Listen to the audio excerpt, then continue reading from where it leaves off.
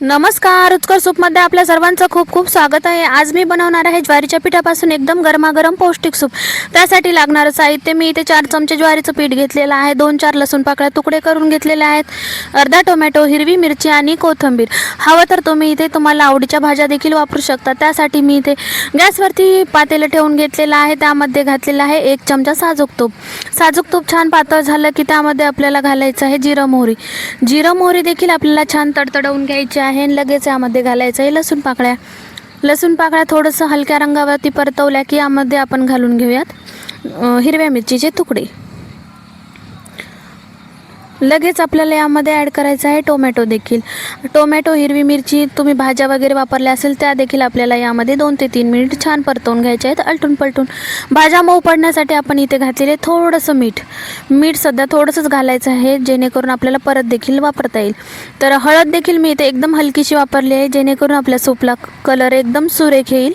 2 minute छान परतवून झालं की यामध्ये घालायचं आहे आपल्याला सूप बनवायचं आहे त्यानुसार पाणी। तर कोथिंबीर ॲड करून घेतली आणि आता घालून घेतलेलं आहे पाणी। तर पाणी तुम्हाला सूप जेवढं बनवायचं आहे त्यानुसारच ॲड करून घ्या। तर पाण्याला उकळी येईपर्यंत मी इकडे बनवणार आहे ज्वारीच्या पिठाची स्लरी बनवण्यासाठी मी इथे 1 कप पाणी घातलेलं आहे ज्वारीच्या पिठामध्ये आणि ढवळून छान अशी पातळशी स्लरी बनवून घेणार आहे। तर छान इथे माझं ज्वारीच्या पिठाची स्लरी देखील बनवून झालेली आहे। आता ही स्लरी आपल्याला उकळी आलेल्या पाण्यामध्ये घालून एकदम छान गुठळ्या होणार नाहीत अशी याची काळजी घेऊन आपल्याला सूप बनवून घ्यायचं आहे। तर इकडे पाण्याला उकळी आलेली आहे आणि आता आपण इथे ज्वारीच्या पिठाची स्लरी देखील थोडी ॲड करून ढवळत सूप बनवून घेणार आहोत।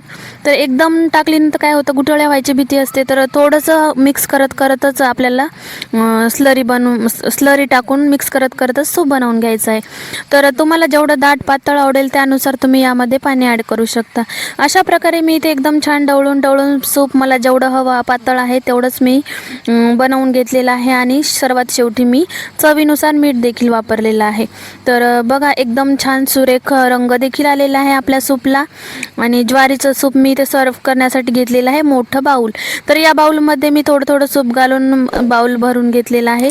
तर आजची ही रेसिपी कशी वाटली तर नक्की कमेंटमध्ये सांगा। आणि गार्निशिंगसाठी मी इथे वापरलेले आहेत पांढरे तीळ आणि कोथिंबीर। तर अशाच साध्या आणि सोप्या रेसिपीसाठी रुचकर सूप या चॅनलला लाईक, शेअर आणि सबस्क्राईब करायला विसरू नका। तोपर्यंत बाय बाय।